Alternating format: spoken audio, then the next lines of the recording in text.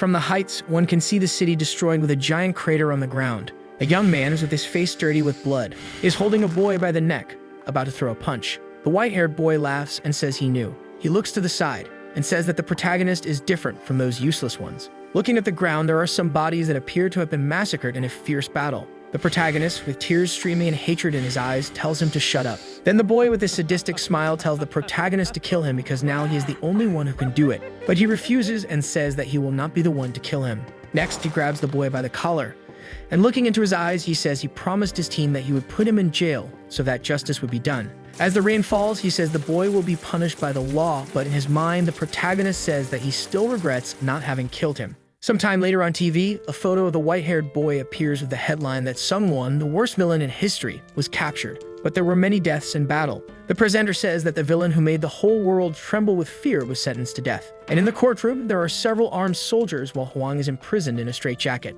The TV lady explains that a device was used to suppress his powers, but he is with an unconcerned smile. He will be imprisoned in the 5th sublevel of the prison for cruel villains called Ruculus. A young man watches in silence as the presenter says that some of the heroes who fought alongside Gang Yu died. Hearing this, the young man shows a bitter reaction.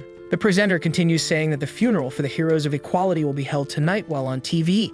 One by one, their faces are shown. The protagonist continues in silence with a somber expression. And before the TV lady says anything else, someone turns off the TV. Gang Yu then looks back and sees a young man in uniform with a friendly smile saying that he should be lying down and not watching TV since he is still recovering. This is Gang Xiu, the protagonist's brother and a prison officer at Ruculus prison. Gang Yu calls him by name, and staring at his own hands, he begins to reflect. Then with a bloodthirsty look, he says he himself should have killed Huang. Gang Ho says he made a promise to his companions, and in a memory, we see the leader of the heroes saying that their job is to save people, not kill. She continues talking to the rest of the group that they should not kill even if it is a terrible villain because even criminals have the right to be judged because they are also people. Gang Yu comments that it sounds cool but asks what they would do if the heroes were killed. Then the captain asks him to promise that he will not kill anyone no matter what happens. He remains silent. Then in the hospital room, his brother says he agrees with her words. He says that only the law can condemn people, but it is agents like him who need to execute the sentences. He then shares confidential information that Huang will be executed next week and that he will be present. He assures that Gang Yu did his job as a hero, but now he must leave the rest to the prison officers. Then he gets up from his chair and calls the protagonist to say goodbye to his companions. Going to the funeral, several bouquets and thank you letters were placed on the heroes' graves, while there were also protests in favor of the villain's execution. In front of the hero's altar full of flowers, Gang Yu and his brother have sad looks. They leave a flower. Then a week passed, and on the day of Huang's execution, he escaped from his transport stretcher. Then another funeral, but this time for Gang Yu's brother. He cries and wonders why. The criminal who should have been punished survived, while his brother who ended up being killed. And then sitting on the ground next to the altar, someone calls his name. A woman in uniform accompanied by 2 other guards says it's been a while since she saw him. This is the prison director who wants to talk to the protagonist. Gang Yu does not respond and just stares. She hands him a tablet with a video. Then he questions what this is. She says it is today's video showing what happened at Huang's execution. In the video, several agents are carrying the villain on a cargo cart. Huang calls the agent next to him. Then he says that he looks like Gang Yu and asks if he is his brother, which surprises Gang Ho. The villain questions if he is an agent because he has no powers and asks which of the 2 brothers is the oldest. But Gang Ho does not respond a word. Huang then speaks again, and he asks the protagonist's brother how he feels about killing someone. Gang Ho is incredulous at the question, and the villain says that he is a prison officer and executioner. He bets that Gang Ho has already killed people and asks what the feeling is. The protagonist's brother remains silent, but Huang says he feels it is very easy. Gang Ho is again shocked by what the villain is saying. Huang, with a sadistic smile, says that it only takes a gentle touch, and they burst like a soap bubble. The protagonist's brother gets angry, and then he says that he fights against a horrible sense of guilt even when he needs to execute scum like him. He starts having nightmares after nightmares. In his dreams, the condemned appear, and they say that Gang Ho is a murderer just like them. The prisoners always come back to torment him in his dreams. Huang says that despite this, he still works in the penitentiary. Then Gang Ho says he is just doing his job as a prison officer because someone needs to do it. After that, already in the execution room, the villain is properly placed in the execution chair. Gang Ho asks the prisoner if he has any last words. Huang, with a frightening smile, asks again who is older between him and his brother, but Gang Ho ignores it and starts the execution. Then the countdown begins from 3, 2, 1. And just at the moment the button is pressed, everything goes dark in the video. Gang Yu doesn't understand. The director explains that right at the moment of the execution, the energy of Ruculus fell due to an unidentified electromagnetic pulse. The video screen remains black. In the prison, the guards wonder if it was a blackout, and Gang Ho is already looking for where the prisoner it is, until he hears a voice. Beside him appears Huang, free from his restraints with a smile on his face, saying that he knew only Gang Yu could kill him. Gang Ho yells for the other agents to get down, and then an explosion occurs. Smoke fills the corridor. An agent calls for backup on the radio, saying the prisoner broke the suppression device. While he is repeating the message on the radio, a hand touches his shoulder. Beside him is Huang, smiling, and before the agent could say anything, his face begins to swell. The prisoner, still smiling, says that was a blast. Suddenly, the agent's head bursts and pieces fly everywhere. Gang Ho is horrified to see this. The psychopath begins to approach. Then he says he thinks Gang Ho is the older brother and asks if he is right. The protagonist's brother grabs his baton, and in a desperate move, tries to hit the prisoner. But before he could finish the blow, it was enough for Huang to raise his hand to make his arm twist completely. It was in the blink of an eye.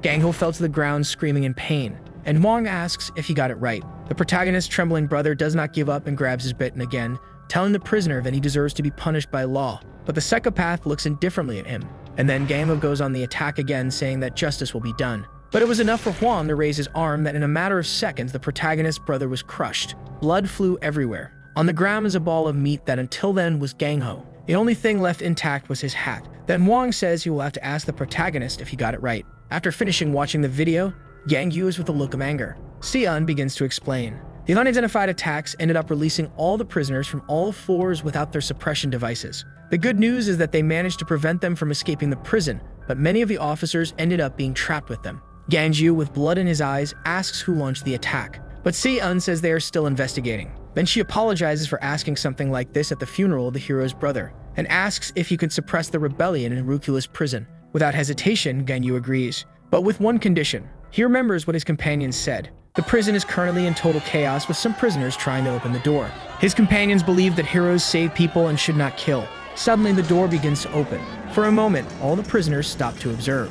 Then they start to celebrate as they run towards the exit. Gang Yu's brother said that only the law could condemn people, but it is the executioners who carry out the sentence. In a matter of seconds, the prisoners were all thrown away with an explosive blow. Seeing this, everyone was confused. At the door stood a man. Gang Yu did not want to enter the prison as a hero. With a deadly look, he introduces himself as the new prison officer because earlier he had asked to enter Ruculus as an executioner. Upon hearing that name, an expression of surprise immediately appeared on the prisoners' faces. They begin to wonder why there is a hero wearing an agent's uniform. But soon their faces become malicious, thinking that Gang Yu is a fool they can take advantage of. Then they decide to attack him. But he is not intimidated and remains still. Then, when they are close enough, he throws a punch. And with just one punch, he manages to pierce the bodies of the prisoners, making them split in half and fly away. The impact was so strong that it created a trail of carnage among the prisoners, who were all astonished by what they saw. They couldn't believe what had just happened. Gang Yu begins to test the built-in microphone in his uniform, and then calmly begins to explain to everyone that by order of the government,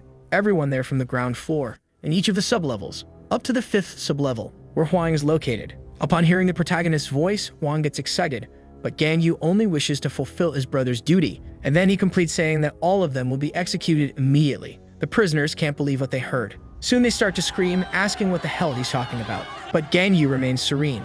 Then he asks if they think it's unfair to die after having killed so many people. One of the prisoners in the back starts to complain. His name is Halida, and he killed 12 people, so he says he didn't kill that many. Another named Brooks, who was arrested for killing 7 people, says he has more fingers on his hands than the number of people he killed. A chubby one named Cade, who was arrested for child abduction, sexual assault, and homicides, says he killed fewer than 5 people. And then everyone starts to ask who he is to decide he's going to kill them and start asking for a lawyer, saying they are also human beings. Silent in the middle of the crowd, one of them seems to be devising a plan. He thinks they are making too much noise. His name is Choi Go-won, who was arrested for sexual assault and for killing 8 people. Choi begins to plan something while the agent is distracted with the other prisoners. Gang Yu remains serene in front of the complaints. Then Choi takes advantage of the shouting and quickly passes through all the prisoners without anyone noticing. But he sees out of the corner of his eye something approaching. It was Gang Yu's leg that hit a kick right in the face of the fugitive. Immediately, the other prisoners fell silent, and as Choi's body falls bleeding to the ground, the new agent says he will give them a choice. He says they can calmly lock the control device and return to their cells to wait for their execution. The second option is to die by his hands right there. The prisoners are afraid to hear that, but one of them curses the protagonist and asks what he's saying. Then he says that naturally the best option is the last one. He explains that they are going to die anyway, so it's better to die rebelling. And with a cynical smile, he asks if the terms of the negotiation are not irrational in that situation. But Ganju replies that it is not a negotiation because the last thing he can offer them is mercy. Immediately, all the prisoners begin to tremble for their lives and even come to question why a hero of equality is there. Some prisoners decide to use the control device again. The sarcastic prisoner begins to open his mouth with a glow coming out of it. Then he lets out a sonic scream, and this makes all the prisoners fall silent again. He raises his finger and calls for everyone to listen to him. Then he says that even if he is a hero of equality, there is no need to make a deal with just one strong man, because he has already managed to kill a second-class hero through teamwork, which leaves the other prisoners surprised and incredulous. Upon hearing this, the prisoners who were about to surrender begin to smile at the possibility of defeating the new agent. Then the prisoner with the sonic scream says there is no need to be scared and says they will kill him to regain their freedom. After hearing that, Ganyu realizes that he must be the leader of the trash that the officer had mentioned. In a memory, the director explains that Ruculus separates prisoners depending on the level of danger they represent. On the first floor are those who killed many people. There are more than 300 serial killers. Heading to the sublevel of the first floor are 100 who have put cities at risk. The second floor has more than 30 who put a metropolis in danger. And on the third floor are 10 people who put the nation in danger. The sublevel of the fourth floor has 5 people who put the continent in danger. And finally, on the sublevel of the fifth floor, there are only 3 people, including Huang, who have put the entire world in danger. Si-un asks if he thinks it's a lot, but says the number of people to deal with will be much smaller. Then she talks about the prisoners of the second sublevel. There are 2 young people there who use some kind of power that holds people by the head, and then order them to confess their sins. Already on the sublevel of the 5th floor, where Huan finds another girl who has freed herself from the restraints of the straitjacket. He holds a ball of meat in his hand and says he didn't know there was someone there, while the director explains to the protagonist that they are not very friendly with each other. The girl looks at Huang indifferently. He gives a sadistic smile and says he will be able to pass the time until Ganyu gets there. Then the director continues explaining that the first floor is unique. She shows a photo and says all the prisoners are united around that prisoner. In the photo is the prisoner who shouted his name is Hillason. He has a special ability that strengthens comrades through the sound he emits. Back in prison, Ganju says the prisoner killed 7 people in a hospital and counting the heroine totals 8 people. But Hillason corrects him and says it was 10 people. Then with a malevolent smile, he says the heroine was pregnant with twins. The protagonist stares in silence. Then he calls the director on the microphone of the uniform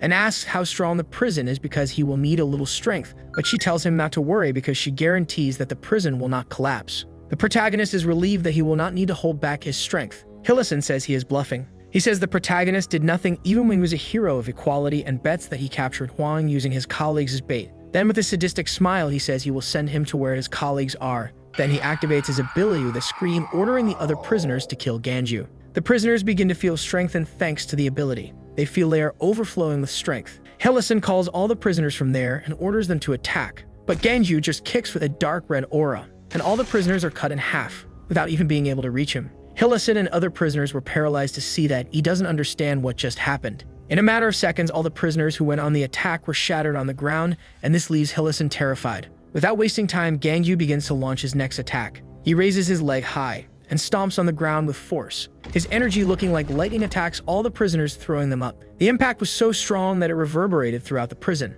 Somewhere inside his cell, a prisoner with a mask on his face is startled to hear the bang and immediately recognizes that Ganju is there. The prisoners were thrown up with that attack. Everyone was screaming as they fell. But looking up, Ganyu is coming from above with energy emanating from his hand about to punch. His hand turns into a claw as he begins to activate his ability mode. Upon hearing this, the prisoners scream and try to attack him to stop his blow. But Ganju activates mode 1 of his ability. An array of energy pierces all the prisoners at the same time, forming a web of death. In a matter of seconds, the prisoners were cut in half. Hillason didn't even have time to react. He couldn't believe it. With a single attack, Ganju left a pile of bodies behind. The prisoners had been slaughtered. Then the protagonist gives the report over the microphone. All the prisoners on the first floor were executed, so he will proceed to solitary. Ganyu wonders how many people were killed. He no longer knows if they were dozens or hundreds. In a corridor, he finds 2 more prisoners and orders them to choose. Either they put on the suppression device or they will be killed right there. The strong prisoner is outraged by this, and then he goes to attack him. But it only took a kick to explode the prisoner's head, while Ganju, unconcerned, remembers that Si-un said there were about 300 prisoners on the first floor. The other man is frightened to see the way the other prisoner was killed, and immediately says he will put on the device. Ganyu tells him to pick up the device. The man extends his hands with a look of fear and asks for the device. But he makes a sadistic smile and a purple energy ball appears in his hands. Then he fires an energy beam at Ganju and asks if the protagonist thought he would obey him. But after finishing his raid, Ganyu is intact. One of the villains that his companion Tomei captured said he feels sorry for people who don't have physical type superpowers.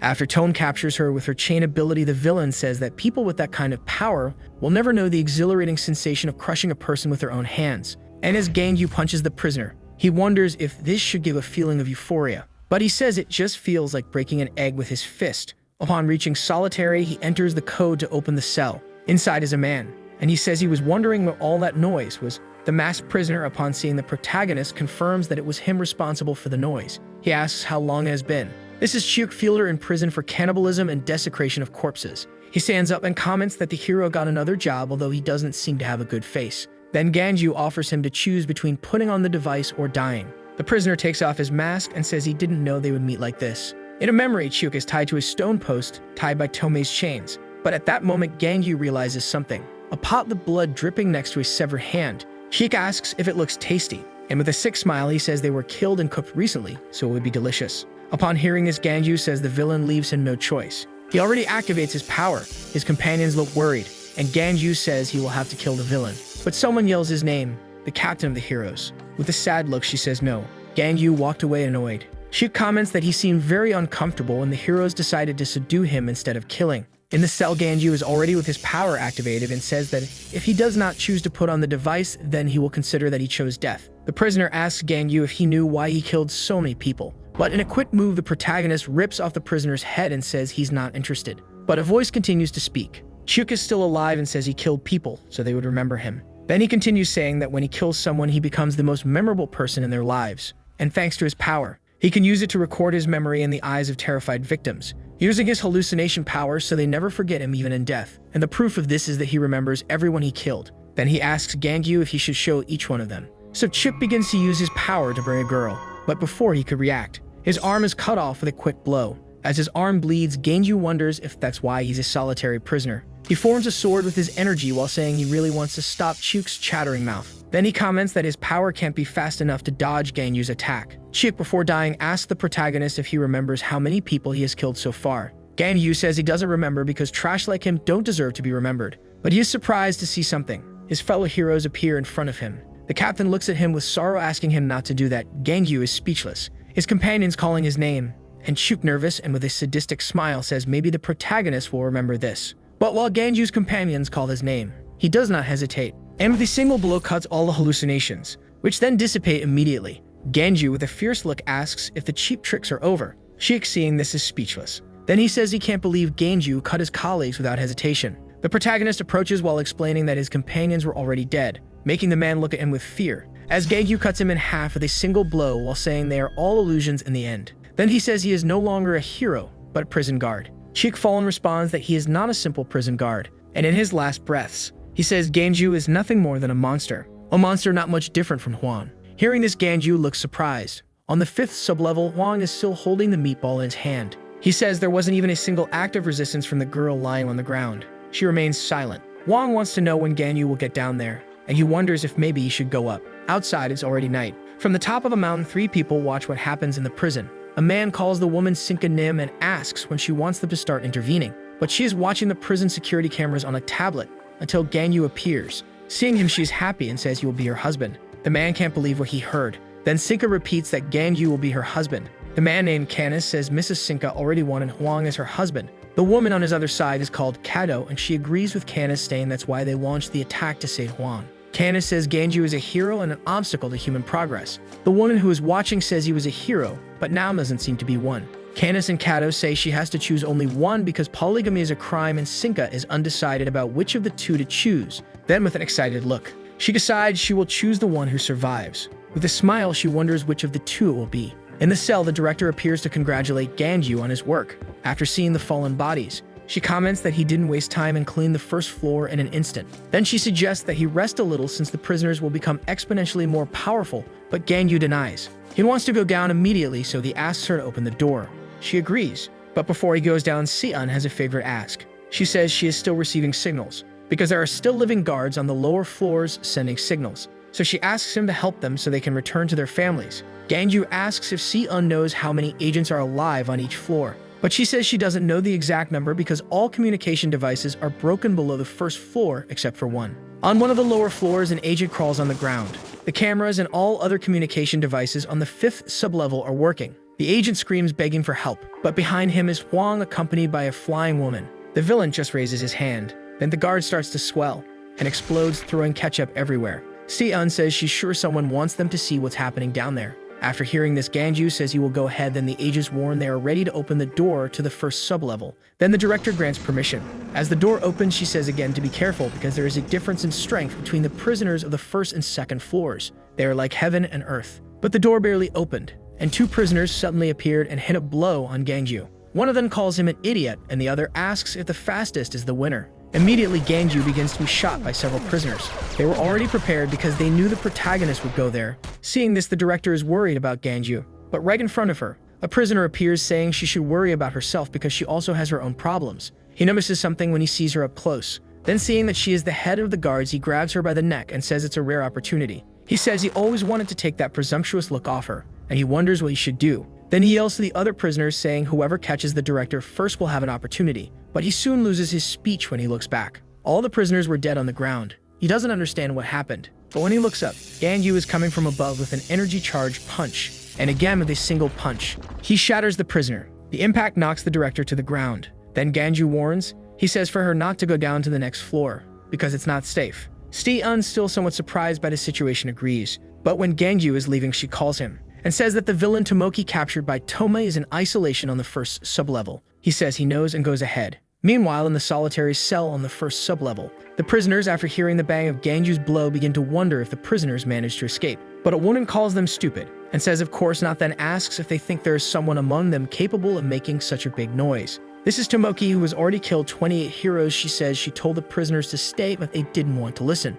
She's a former heroine who believes they became villains because they don't think with their heads. Suddenly, a big guy calls her a bitch. He asks if she wants to die, but she is not intimidated and questions if he thinks he can kill her. Tomoki says everyone there is in prison for killing citizens, and asks if they have ever killed someone with superpowers. Then she questions if they have even fought against someone with superpowers, but thinks not because they wouldn't be there if they have fought. The big guy then says he's about to kill a person with a special ability and starts to activate his ability. But with a single blow from Tomoki, he is cut in half. Then she asks who here wants to kill or die, as she has already captured countless villains while she was a heroine. So she learned to fight against people with superpowers, and it was with this knowledge that she killed many heroes. Then she says she will teach them. If they join forces, she will tell how to hunt a person with special abilities. And most importantly, she knows about Ganju's abilities. The prisoners are surprised to hear that she knows about the protagonist's abilities. Then they ask how she knows this. Tomoki says she had a long career as a heroine and therefore has a good notion of most of the hero's information. One of the prisoners asks what difference that makes.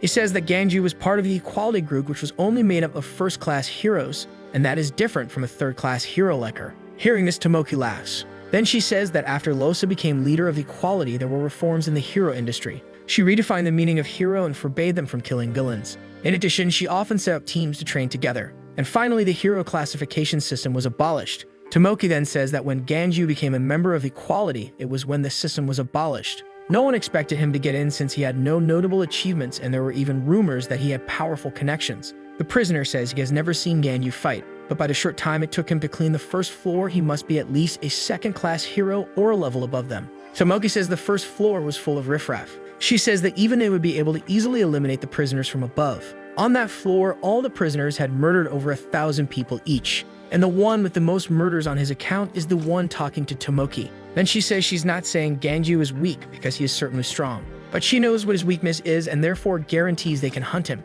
Speech asks if she's sure about his weakness. She then asks if they have any other option besides that. Next, she asks what they are going to do because the enemy is approaching. The prisoners decide to join her. Speech remains silent until Tomoki asks if he will also go. He decides to join too and asks what the plan will be.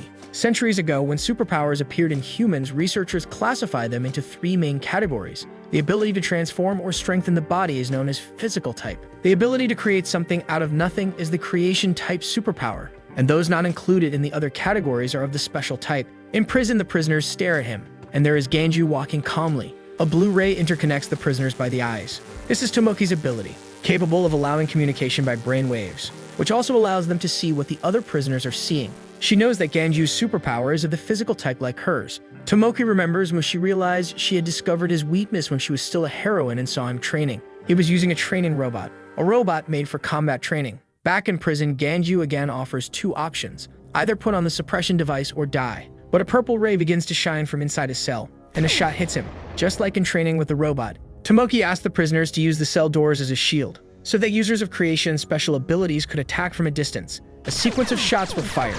Speech says the protagonist is just taking the blows as Tomoki had said. She knew there was a reason for Ganyu not to dodge the attacks. The reason is because it wasn't worth it for him to dodge. So thinking about this, Tomoki added one thing to the long-range attacks, and suddenly Ganyu is caught by surprise. Several suppression devices were attached to him through the long-range attacks. From afar, a guy uses his ability to fix the devices. The plan seemed to have been a success. Earlier, Tomoki sent the prisoners to search the guards' corpses for devices. Speech says they are devices from the first sub-level and asks if they will work on him. But Tomoki says that 10 of these should be enough to suppress a second-class hero and 15 for a first-class hero. Then she gives this task to Million, who has the power to attach an object to a target. Next, she says that just to be safe, they will attach 30 devices. Ganyu is full of devices on his neck, arms, and legs. Seeing this, the prisoners get excited. But there were 3 mistakes in Tomoki's strategy. The devices began to break. That was the first mistake. In a matter of seconds, Ganyu was released. The prisoners were without reaction, and right after he punched several prisoners into the air.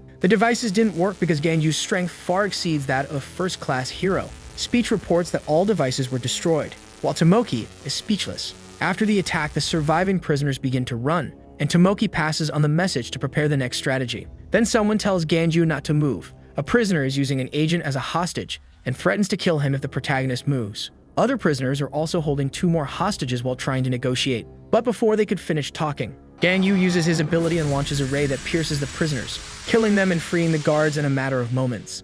That was the second mistake. Despite Ganyu's power being in the physical type, it is also of the special type. And there was also the third failure. One of the prisoners calls the protagonist, says he will put the control device back on, and then asks for his life to be spared. But Ganyu kills him before he could finish speaking. This was Tomiko's third mistake, trying to use a strategy for someone to whom that strategy does not apply. Ganyu uses his power to attack all the prisoners around, even those who are far away. Then with an annoyed look, he says it's too late. From afar, Speech was following through brain waves. Seeing this, he becomes frightened, desperate, and asking Tomoki if there is another plan, but she ignores him and refuses to believe what just happened. He screams saying he shouldn't have believed her, but Tomoki continues to question why the devices didn't work even though there were 30. Speech says he will put on the controller, and she tells him to shut up. Then she gets angry and pierces his chest with an attack. Then she starts to ask who he thinks he is to raise his voice because they are not on the same level just because they are together. After killing Speech, she comments that she had more than enough to contain a first-class hero. But he managed to break everything, and frightened, she wonders why he didn't fight on the front line since he is so strong.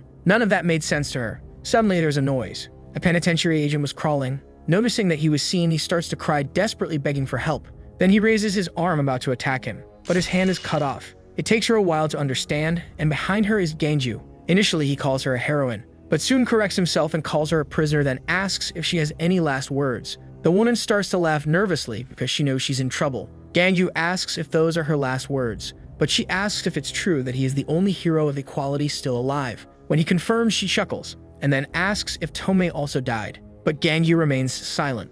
With that, Tomiko has confirmation that Tomei really died. She comments that she told her silly little sister not to become a heroine, then says she can't believe he killed so many people being part of equality, and asks if the other heroes know about it. She tries to provoke, saying he knows that Losa tried to change the hero industry, but wonders if she wouldn't be sad to know that he undid all her work. Ganyu stares at her for a while and says her last words were too long. A while ago, when Tomoki became a heroine, she felt there was something wrong with the hero industry. They hunted villains, and this gave immunity even when citizens were killed in the process, and they were above the law. In an alley, a thug holds a girl, pointing a knife at her neck when a hero arrives. He yells at the hero not to move, but in a single attack, the criminal is cut in half, which also ends up killing the girl. While the hero gives a malicious smile and says the mission was accomplished, Tomoki was called Bliss for a simple reason. She was walking hand in hand with her younger sister, who said she always helped her. That girl was Tomei, who said she was very incredible, just like a hero. Tomei had no superpower and depended a lot on her sister. But there was also something twisted somewhere in Tomoki's mind,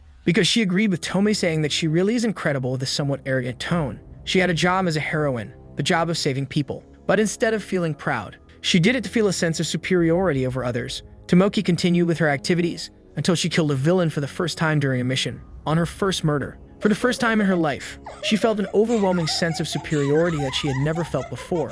Tomoki realized that for her, killing people was exhilarating. After that, she didn't stop killing anyone indiscriminately, whether villain or citizen, and even heroes. But Tomoki's favorite type of murder was killing her weaker colleagues. She loved the expression of surprise and the feeling of betrayal to the point of getting lost with the delight of that sensation. The expression of seeing a colleague begging to be spared. That left Tomoki on cloud 9, and she never got tired of that feeling, but no crime goes unpunished. Tomi found it suspicious that her sister came home late at night smelling of blood, so one day she decided to follow her. And in a dark alley, she witnessed a murder scene caused by her older sister. Tomi is astonished by that. Tomoki says she told her not to leave the house so late. Then she says there's no way, and with a sadistic smile asks if Tomi wants to join her. Her younger sister doesn't believe what she heard, and Tomoki says she'll do it alone. But Tomi screams, and then chains appear out of nowhere, which end up preventing Tomoki's hand. Tomi ended up awakening her ability. That was her first activity as a future heroine. After that day, Tomi became a heroine and continued to pursue her sister, who became a villain,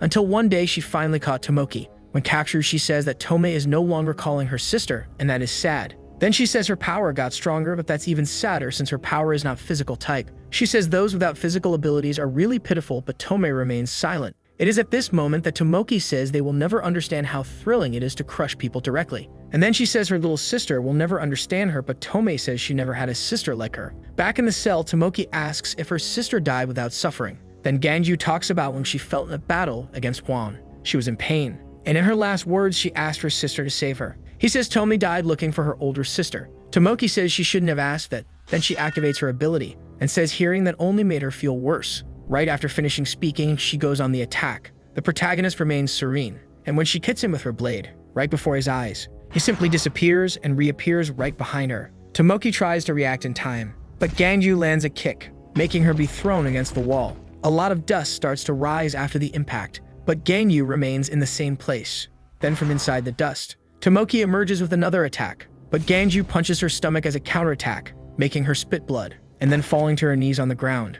Her ability even gets deactivated, while Ganju says that although she is a prisoner on death row, he is sad to have to kill someone from his teammate's family. Hearing this, Tomoki with a hopeful look asks if he could spare her. She even lowers her head and says he is a hero, but Ganju says he is no longer one. Despite this, she continues begging for him to spare her, grabbing his leg and saying she doesn't want to die. Hearing that he says this kind of situation now is something she must have seen several times frequently, then he asks what she did with the people who begged her. Tomoki, crying, lets out a nervous laugh, seeing that there's no way out. Then Ganju delivers the final blow. The sound of his fight with the prisoners made the whole prison tremble. Even outside, Canis and Kato heard the bang. That sound made someone fall in love and caused fear in others, while for some, it only increased expectations even more. Inside on the last floor, Juan gets excited and decides he can't wait any longer and will have to go up. But he receives a blow that throws him far away, to the point of knocking off the hat he took from Ganju's brother. Juan is surprised by that attack. Someone appears asking if he's bored. An old man named Kingston asks if Juan wants Grandpa to play with him. The boy gets excited and calls him Scary Grandpa. The old man smiles, saying he's just a kind and friendly grandpa who likes to play with children. In the control room, two agents call for the director and ask her to look at the camera on the 5th sublevel. They are on alert with the encounter of Kingston and Juan, but the director says that's a good thing and says that means one of them will die. She hopes Kingston wins since he's not as dangerous as Juan, but she notices something strange. Then she wonders why the boy is keeping that woman in the air. The psychopath asks if the old man will play with him, and Kingston says he will, but the boy says he doesn't want to. The old man says he would love to play with him. Kingston was the first criminal to be imprisoned in Reculus, but unlike most of the prisoners on levels 4 and 5 who were imprisoned for killing millions of people, he killed only 3. His first victim was the villain named Caracas, who was the most powerful of his time. The other 2 victims were Clark and Hilo, the most powerful hero duo of the time. Kingston appeared out of nowhere and simply killed the 3 most powerful people in the world. He wondered if that made him the strongest person now. Then he said it was disappointing and then let the government arrest him. He was a threat to the world but surrendered after killing 3 people and got away with it because the government and the Hero Association didn't get along at the time. He managed to have his execution postponed for 30 years. After insistence, Juan agrees. With his ability, the corpses begin to move and start to float around him. Then he turns them into meatballs. So he says they can play a little and starts shooting the meatballs at the old man. But he remains immobile. Then with a gentle hand movement, he grabs one of the meatballs and throws it in another direction and starts repeating this at an absurd speed. In a matter of seconds, all the meatballs are behind him.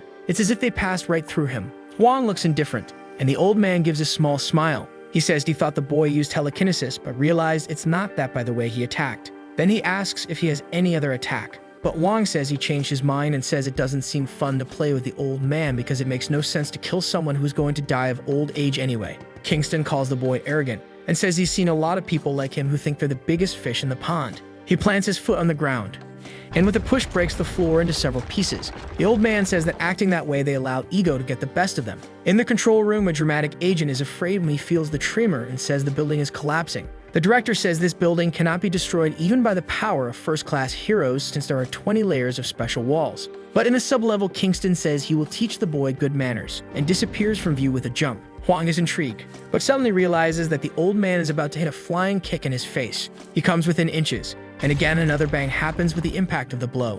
The whole prison shakes and the director can't take the agent's drama anymore. Even Ganju feels the bang. Sion asks who won the fight, and the agent says that's not the problem. In the sub-level, Wang looks surprised. Then the agent informs that Kingston destroyed all the walls. Hearing this, the director says they are screwed. Huang says he's like a living drilling platform and asks how many walls he broke. He even considers following Kingston, but someone behind him asks why follow an old man. The woman smiles. It's the same one who was watching from outside the prison. She says it will be more fun for Huang to stay there and talk to her. The director can't believe what she sees. Huang asks the woman who she is, and Sinka replies that he will know more about her if they talk. From the control room, the director wonders who the hell that woman is and how she got to the 5th sub-level. But before continuing the conversation, Sinka points to the camera and says the viewers can go away, and then turns off the transmission. The director is very irritated. Meanwhile, Ganju arrives at another door. He announces that he has cleared the 1st sub-level and asks the director to open the gates of the 2nd sub-level. The director tries to speak.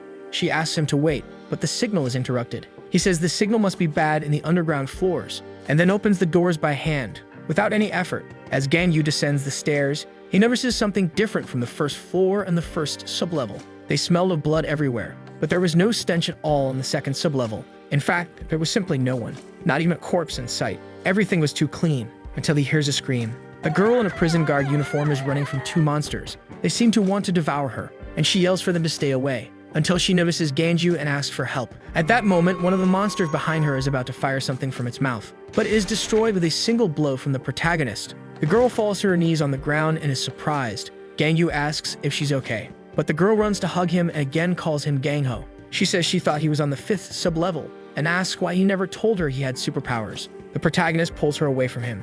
That explains that he is not Gangho but his brother. The woman is surprised to see that it is the hero Ganju. Then she asks what he is doing there in a guard uniform. Ganyu says she must be his brother's colleague, but it's not safe there. But she corrects him and calls him brother-in-law. He is surprised, then she says it's the first time they've met. The girl introduces herself saying she will be his sister-in-law and says they look very much alike. Ganyu is speechless. Meanwhile, in the solitary of the 2nd sub-level, a voice calls Mel. A person comments that there is someone outside, and the one agrees, then wonders how many sins the stranger has committed in his life. Mel then says the stranger killed her dogs. Then Meo replies that they will send the stranger to hell. Gangho's colleague says she only saw Ganju in photos. She comments that the protagonist looks much more handsome in person and introduces herself as Hong Jie. Ganju says his brother mentioned he had a girlfriend but never talked about getting married. Hong is a little embarrassed and points to her belly and says she's pregnant, leaving the protagonist surprised. She says it's only been a few days since they found out.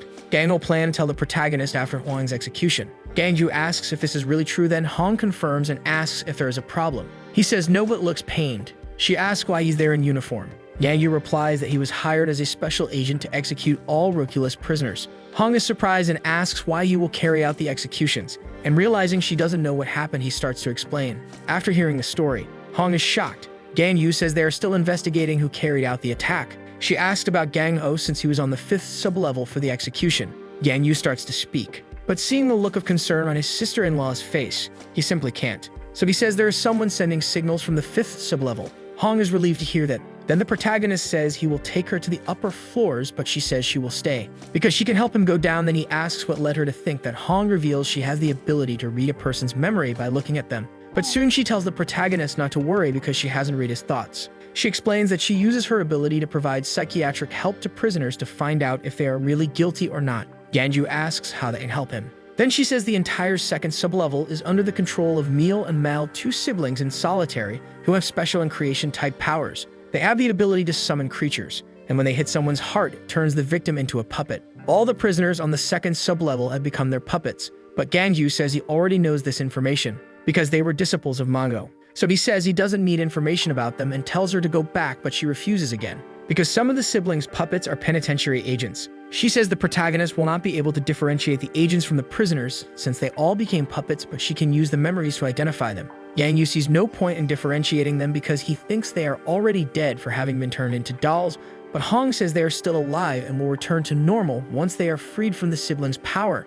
The protagonist said that there's no way the brothers can do it, but she asks him to try. She is sure that she can convince them. Ganju worries about her safety and the babies, but doesn't matter. She says that before being a future mother, she's a prison officer with a duty to fulfill. Gang Yu ends up remembering his brother. After thinking a bit, he agrees. He uses his power, causing an energy to begin to surround Hong. She gets startled when the protagonist's ability lifts her into the air. A sphere forms around her, and then Hong asks what it is. Gang Yu explains that his power will keep her safe from any dangerous situation. She finds it strange and hopes it won't affect her body. They continue onward, until they encounter several creatures with halos. Hong says that this is Meal's power, and reminds the protagonist that other officers were captured, so he asks which of them are agents. She focuses, and activates her ability. With a look, identifies that the two behind are agents. Then she starts to talk about how Gang Yu should act, but the sphere begins to darken, until she can't see inside, to the point that her voice is even muffled. There is an easier way. He activates his power, and says the officers will be spared, then uses his ability to restrain them. Meanwhile, one of the creatures advances to attack him, but it only took a punch to finish it off. Gang Yu says the prisoners will be killed because this is the easiest way to separate the two groups. The creatures advance to attack in a group, but with a punch they are stopped, and before they could react, Gang Yu kicks, and with his ability, pierces all the creatures at once. From afar, someone watches him through a crystal ball. They are the two siblings. Mel asks her brother what he thinks. She questions if he is stronger than their master, and if he is stronger than the leader of equality.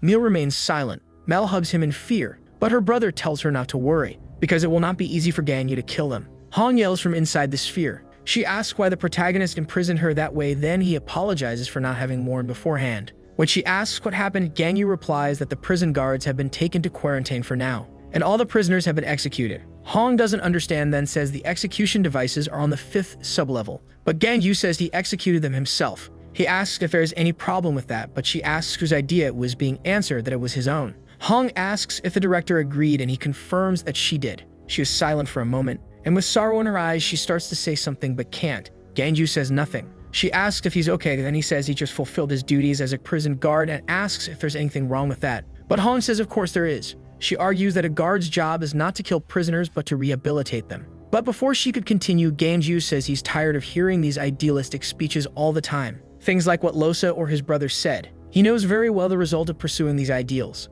The prisoners took countless lives of innocent people. Now it doesn't matter anymore whether he is a prison guard or a hero. He realized that he should have killed those who gave up being human beings earlier. Hong is frightened to hear this, and says they are also human. But Gang Yu doesn't believe what he hears. Then he asks if she's really saying they are human. From the 2nd sublevel are all criminals who killed hundreds or thousands of people. For Gang Yu, they deserve to die. In the past, there was a lot of controversy over the existence of the death penalty because many people died unjustly. But he says that since she has psychic ability, then she must have felt how they felt. Hong says they all have their own stories, especially Mel and Meal. But Gang Yu says everyone in the world has one, including the victims who also have their own stories. And lastly, he asks if it really matters if they are killed by him or executed by the death penalty. Hong tries to argue that the death penalty is only for individuals, but Gang Yu tells her to stop. He just wants her to stop talking, because if she continues, he will send her back, and will resolve the situation his own way. After this discussion, they continued forward, until they encountered another group of guards turned into creatures.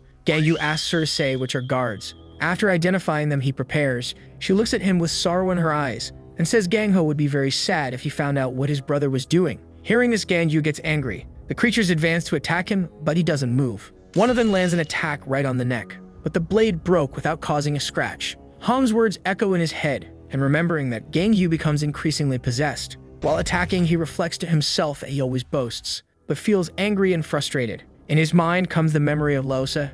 He can't admit. Then comes the memory of his brother. While Gang Yu continues attacking the creatures, Hong is frightened seeing that, but he continues with the attacks.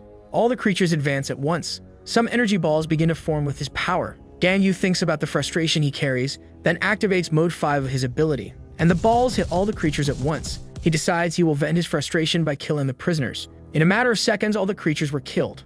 Only a rain of blood remained, while Gang Yu thinks to himself that he will release his frustration even if it's just a little. From afar, Cinco watches him. Her eye appears to have some ability for this. She blushes and says he got even cooler. In the prison, Gang Yu continues moving forward, killing the creatures that appear, until they come across 3 prison guards transformed, but he notices something, and looking to the side, The door opens. From there emerge two people who say it's a pleasure to meet him. They are the two siblings, Mel and Meal. Gang Yu says he can't believe they came to see him on their own, comments that it will be less troublesome for him, and says it's also a pleasure to meet them. Hong tries to talk to them, but Meal asks why she didn't go see them since she should have been sent to heaven. Gang Yu tells them to deactivate their abilities, starts to accumulate energy in his hand, and says if they obey, they will have a painless death. Meal asks if there is even an option where they will not be killed. Gang Yu then explains that the prisoners of the first floor and the first sublevel had the option to use the control devices or not. He looks possessed and says the monsters on the second sublevel who killed countless people will have no choice but to die.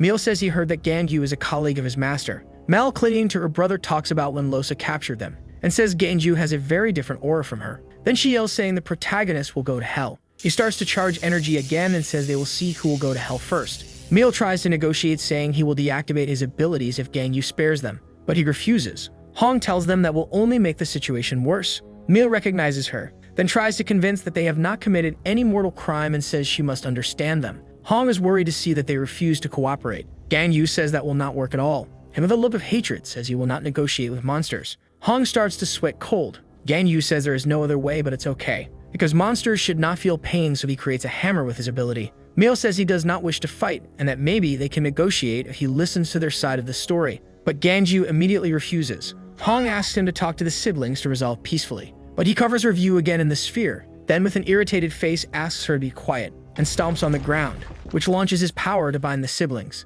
They scream in pain. Gang Yu comments on the means to torture a villain. He is very familiar with such methods, and he says he didn't know there would come a time when this would come in handy. Hearing this, the siblings become afraid. Mel says talking doesn't work because the protagonist is not a human being. His sister says they are not monsters. After hearing this, Gang Yu is surprised. The two siblings he had captured were actually two transformed prisoners, but the voice of the siblings continues to speak in the background that they are humans with special powers. Gang Yu kills the two prisoners without hesitation. The siblings question why people call them differently. They ask what the difference is between them and others, and then more creatures appear. But at the same instant, Gang Yu cuts off all their heads in the blink of an eye. While feeling extremely irritated, from afar, Male watches through the crystal ball, worried.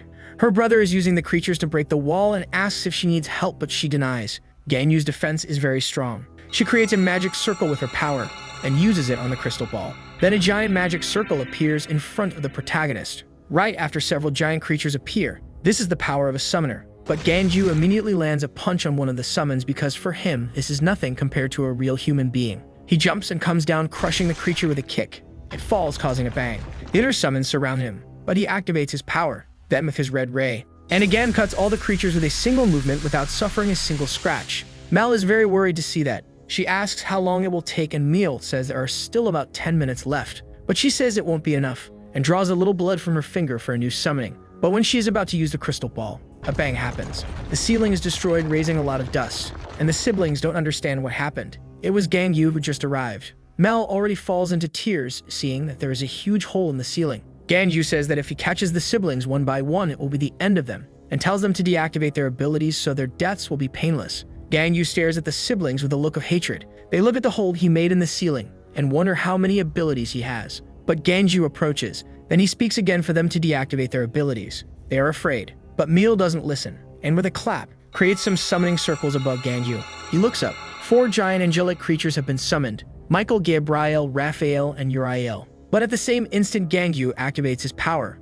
and with a single kick, leaves the creatures in pieces. The siblings didn't expect that. Meal is speechless, but again creates a summoning circle, but this time he brought prison guards. Then he yells for Gang Yu to stay away from them. Meal tries to negotiate using the guards as hostages, but Gang Yu interrupts him again, telling him to release the guards. The brother hears a voice, and looking to the side, Mel is crying, trapped by Gang Yu's power. The protagonist then says that if he doesn't release the guards, he will make his sister's death very painful. Saying this, the girl starts to scream in pain with Gang Yu's power. She screams for her brother, while she agonizes in pain and cries more and more. After seeing that scene, Meal agrees to release the guards. He only asks that in return he can talk to guard Hong, but Gang Yu again tells him to deactivate his ability. While the girl continues screaming in pain, he says he will only stop when Meal deactivates his power. Meal stays with his sister after having released the guards, both the guards and the prisoners. Everyone is without understanding what happened, but at the same moment, Gang Yu kills all the prisoners there. The siblings are frightened. Even the guards are surprised. Then they ask Gang Yu what is happening, but he only tells them to go back upstairs.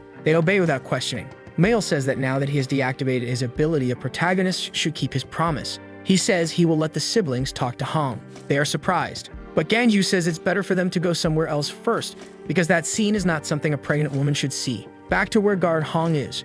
She asks what happened, but Gangyu says the job is done. After knowing that all the guards have been released, she asked about the siblings, and Gangyu says they wanted to talk to her before they died. Hong tries to say they can use the control device, but the protagonist tells her not to make him repeat. The monsters of the second sublevel who killed countless people will be killed by his own hands. Guard Hong is again astonished by that response, but Meal asks her if they really did something to be killed. He says they did nothing to justify their execution and asks her to say something about it. Gangyu asks her to be quick. She says the siblings' names and says they need to be killed. Upon hearing this, the siblings hug each other sadly. Hong tries to say something else, but in the end she ended up not being able to say anything else.